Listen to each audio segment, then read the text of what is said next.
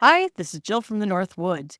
I'm reflecting a little bit this week about a couple of different things. And first of all, down 2.6 pounds. Good week, good solid week. I knew that with the weird way my weight was fluctuating the previous week, it was just getting used to coming back from camping. I can talk about some of the things I did and did not do.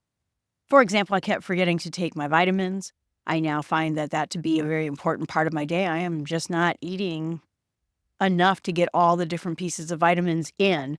Like I said, again, I'm focusing on water, fiber, and protein. And then if I have a little glance at it, calcium too. I do want to have strong bones. And my grandmother, like I said, did not have strong bones. And I saw the effect that it had on her later in her life. So those are my 3.5-ish things I focus on. And I get those every day. But when I was camping, that was very difficult. I struggled to get in enough water. It's hard sometimes to bring enough water to drink, but I tried to remember to keep getting another bottle of water. Again, I fill these up with water all the time, and then I drink up to about 96 ounces of those. But the other part of it too was, again, forgetting to take the vitamins at times, and sometimes I'd remember and sometimes I wouldn't.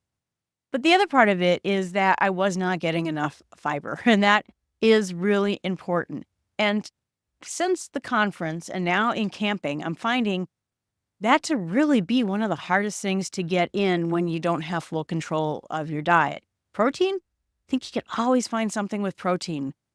Fiber, that's a little bit harder. And so some ways that I have been dealing with it is a couple of things. First of all, while I was camping, I tried the Owen protein drinks. And I know the protein drinks, they have a little bit of fiber in them, and they were great. I have well, again, I don't think I have a sensitive stomach, but when it comes to protein drinks, most of them make me sick to my stomach. And from what I talk to other people, that is whey protein. And this Owen is for people with sensitive stomachs. I think it has like pea protein and some other proteins in it, but not whey. I did great on it. And it was great to have something that didn't need to be refrigerated, that I could drink it and get a ton of protein in and some nutrients, and just entirely portable. So now I feel like there's something I can always toss in my bag, always throw into my car, and have something that I can consume.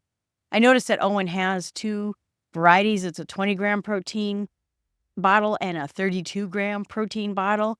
They are on sale right now because Amazon is having one of their sales. And I just don't know if it's because it's a bigger bottle or some other formula, but I suspect it's just a bigger bottle. But what a great way to just be able to take those. So if I end up traveling for work again, I'm going to another conference and doing another speech in November, I'm going to bring those bottles with me so I always have exactly what it is I need. But fiber ended up being a little bit more difficult. But I will say the nice part about it is that we live in this era where it used to be high fiber foods either were very expensive, didn't taste very good, or didn't come in a lot of formats. And what I found this time is that, first of all, I told you a million times, I buy the keto bread from Nature Oven at Costco, ton of fiber in that. And so I can just usually eat a slice or two and make up for whatever I'm lacking. So some of the camping trip, I had sandwiches at lunch with a slice of cheese or peanut butter in the middle. Perfect. Now I have fiber. But there's also the Mission Net Carb Zero, I think it's called, which has a ton of fiber in their pita or tortilla shells. They're actually strangely better for fiber than the whole wheat ones. And some of them are made with some kinds of plant fiber. Chicory is a big one that's in most of these types of high fibered foods. And around this part of the woods, that's a weed. It's something you can find growing on the side of the road. I found chicory growing around, and I'm like, are people just growing big farms of chicory now? I guess they are. But high fiber, non-offensive to the stomach, and you can put it in a ton of things that taste pretty good. So I feel like the fiber issue is solved as long as you can bring the right food along with you and you remember to eat it. The other thing is pears and apples. Pears and apples have a good amount of fiber in them, and so I ate that. Popcorn as well. There's many things that have fiber, but trying to get a big impact of fiber sometimes is more difficult. Again, I'm trying to stick around 25 grams of fiber. So I've found that both at the conference and at camping, that's been my biggest struggle is getting fiber in. And I started noticing it with my stomach a little bit after the second day of camping. I started working on it. We're all good after that point. When I go to that conference that's coming up in November, that's going to be a whole other, challenge because it is at a college and I happen to know their cafeteria is fantastic. It is your dream of every comfort food, macaroni and cheese and chicken and every good thing that you can think of. This cafeteria is amazing. And they give you a free pass as one of the speakers to eat anything you want. I think that Mounjaro will help me keep that under control. So I'm feeling like I'll do a better job this year than I have in the past. This week I took injection number 16. And so we're starting week 16. And last week I said I barely had any side effects. Boy, I felt solidly sick for a good couple of hours this morning. And so I guess it's still working. I have not found, and I keep track of, where you inject the drug to see if any one location, which is the rumor, is better than the other. And I have found no correlation. I have had good days with my stomach. I've had bad days with my stomach. I've had good days with, meaning strong effects. My arm, it just doesn't even seem to matter. So I have a rotation where it's left arm, left stomach, left leg, right leg, you get the whole picture. And I just go around in a circle and I just rotate that. I have no other program other than just to make sure we don't get scar tissue and try to inject it in different places. So the drug itself is doing fine. I talked to someone else this week who was also taking Mounjaro, and she had gone up in dose because it just was not working for her at that dose. And she noticed that at 7.5, these side effects kind of kicked in for her. And I've heard that from other people that 7.5 is really where you start feeling it more and more. So again, my plan is to keep on 5 as long as I possibly can, because it seems to me this is enough of a boost, at least right now, to allow me to still lose weight.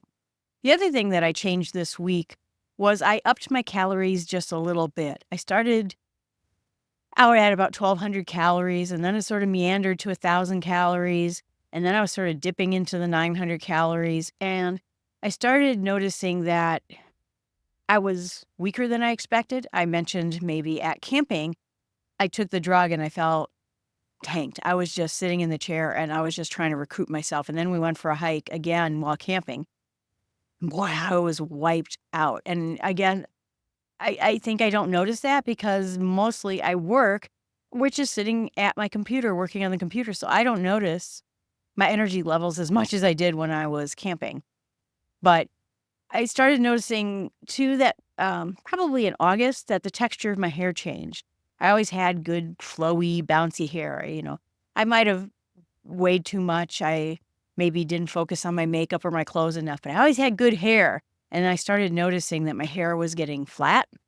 It was getting kind of crunchy. I mean, it just had a bad texture to it. I use the same shampoo every day, so it wasn't that. And it just lacked, I guess, luster to it, or it just was bleh. And reading about it, I found that it has a lot to do with your nutrition.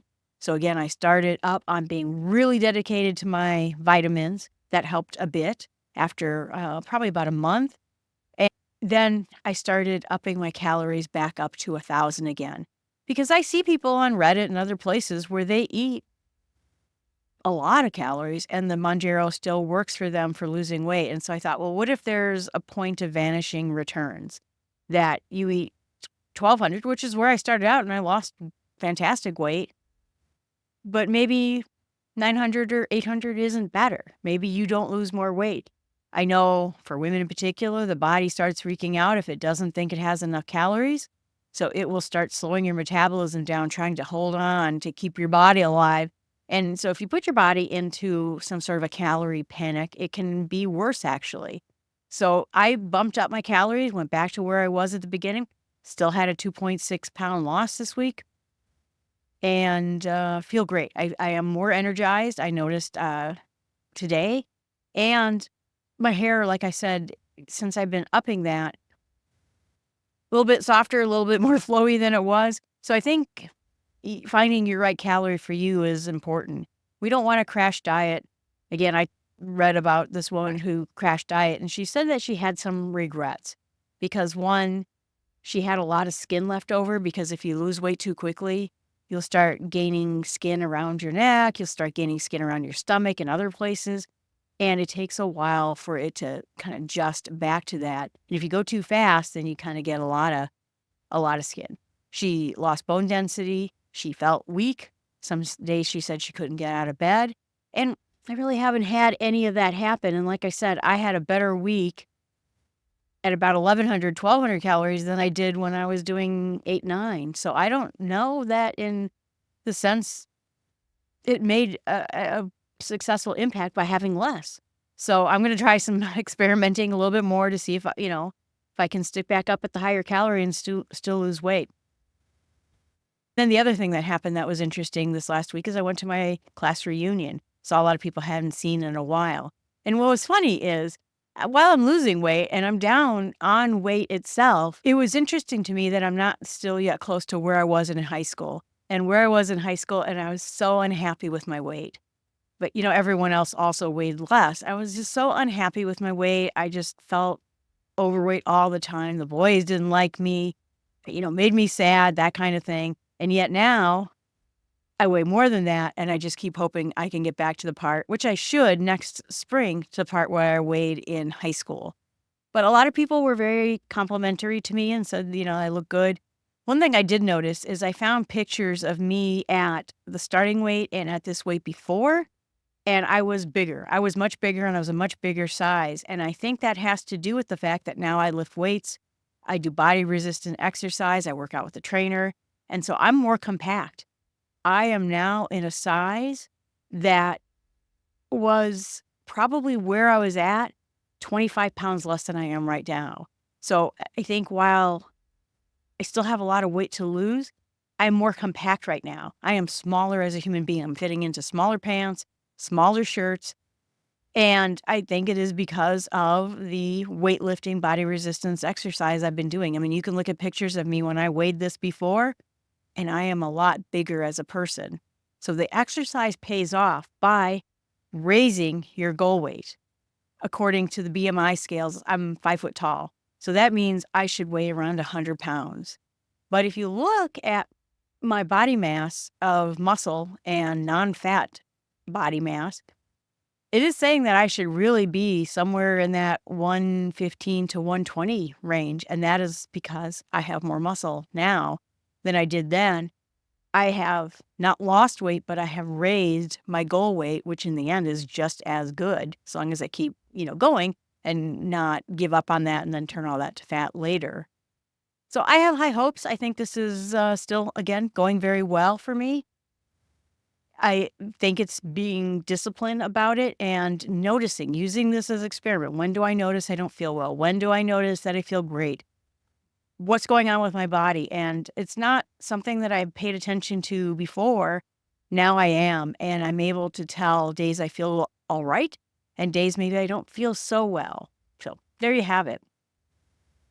But the last topic I wanted to talk about was about goals. We talked about goals and, making bigger goals, dreaming the dreams of where you would like to travel or adventures you would like to have, or maybe you just like that guy who just wants to play with his kid in the park.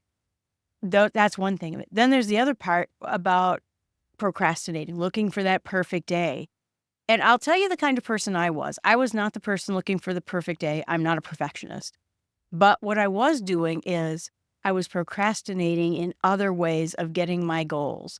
And that was primarily in the weight loss area where, first of all, I had given up. When I started taking this drug, I thought I'm never going to lose weight. In fact, about 6 months ago, I got rid of some smaller clothes because I thought it's just not going to happen for me. I'm going to be at this weight for the rest of my life. And so I gave up. That was one issue. I just gave up on my goals. But the second thing is that I'm one of these lifetime learner person, which is what helps me on all my podcasts because I'm always reading books and learning something new and trying to figure out things. But that also means that I spend a lot of time going, wait on this diet. I want to see what the perfect exercise is for losing weight. Wait. I want to determine what is the perfect diet plan for me? Is it the Mediterranean diet, or is it the DASH diet, or is it this or that? So for me, I used learning, book reading, planning as a procrastination method. And that will stop you almost every time. It's so funny how there are so many ways that you can get stuck not going after your goals, whether it's weight loss or something else, whether you're on one of these GLP-1 drugs or not. And sometimes it has absolutely to do with other issues. Again, I'm going to wait till after Christmas. My funny thing is I got diagnosed with diabetes for the first time before the pandemic, right before Christmas. It is a terrible idea to go get your blood sugar done right before Christmas because there were office parties and friends parties. And then suddenly I go in and get my glucose tested and it was sky high. And I'm like, oh, well, that's just because it's Christmas. Just wait until January where it's stupid and boring, and then I'll knuckle down and get my diet going. So there's also a procrastination of waiting for a better time, waiting for the right time, waiting to learn something new, and thinking, if I just understood the mechanism of how cardio exercise helps you lose weight, I'll be able to come up with the perfect exercise plan. And it's silly, right? Because you know what gets you your goals? Actually doing the work, doing the thing that you're trying to do. That's what gets you your goals. In this case, some of you might be saying, well, in your case, getting your goals meant going on a drug that is helping you get your goals. And that is absolutely true. But I also believe firmly that you can get goals if you need, but I do believe that you can get your goals with hard work. I was on my way down. I have been on my way down since the beginning of the pandemic, both with my glucose and my weight. It was just very painstakingly slow, which was interesting because by all the math, if you look at the math of my calorie deficit, I should have been losing 2.5 pounds a week for the last 6 years. And instead, it was probably about 0.5 pound. That is metabolic syndrome right there in the nutshell. My friend and I were talking because she has been studying the GLP-1s on her own for a long time. She is that person who is trying to just get that last bit of weight off. And she hoped that GLP-1s would help her. But again, if you don't have diabetes, you have to pay for it yourself. It becomes very expensive. You have to find a compounding pharmacy, which may or may not be going away. And so she ended up just, really dragging her calories down to get to that weight so that she could get there. For me, I ended up getting diagnosed with diabetes. I had been, like I said, for probably the last 5 years. I had been on the path to metabolic syndrome for, it was almost 29 years. That's when I first started having my first problems, where I went to the doctor and said, hey, doctor, I'm having a problem. And she says, ooh, you are headed down the path of metabolic syndrome. I had no idea what that was. Is it bad? Is it good? But at least she didn't say the diabetes word, so I didn't really worry that much about it. It eventually led to surgery because I eventually got so sick I needed surgery for it. And if we can tackle our problems on our own, if we have that capability of doing it, I suggest it. But if a drug like Mounjaro or Ozempic or a GLP-1 will help you, work with your doctor and see if there's a way, to make that work. Because I do think this is a life-changing drug that will help people who have been stuck, really stuck. The other thing my friend and I were talking about when we were sitting around the campfire is if someday, because she is really working hard on this and the weight loss has been slow for her, for me, I was good until I started getting this metabolic syndrome. Are we going to find a test maybe someday where we're going to see that people are deficient in GLP-1 and that if we just get them up to normal levels, they will operate like a normal human being will operate? I remember my friend's father. He gave up a martini after dinner and dropped 40 pounds. That was his only change. Oh, and he went for a walk once in a while. Are there people who have better GLP-1 levels than other human beings? And someday we're going to find that out. I remember watching, some of these weight loss shows, and people would be so perplexed. They'd be like, I did everything. I followed your diet. I did all the exercises you told me to do, and I'm still not losing weight. And of course, the host of the show, The Biggest Loser, would be like, no, you're somehow cheating. wonder if there's going to be big apologies coming when we find out some people don't make the GLP that other people do. I mean, it is a hormone, it is just a protein we have in our system. There are people who don't make testosterone. There are women who don't make female hormones. There are all sorts of people who have hormone troubles, protein producing troubles. I don't make melatonin. And so I take melatonin and it causes me to sleep. Is there a test we're going to find out someday that people are really deficient on them? And if we just even up their levels, they'll be fine. They'll be able to function just like most people do. So that's my thought of the day. I hope you have a great week. Remember, I have podcasts. You can find them if you look for Jill from the Northwoods or Jill McKinley. But Small Steps with God, a Buzz, Blossom, and Squeak, which is all about getting outside and being with nature, which is one of my very favorite things. And the Bible in Small Steps, where I'm going through the Bible one chapter at a time, 3 times a week. Please email me at jill@startwithsmallsteps.com. I'd love to hear from you. And if not, have a great week.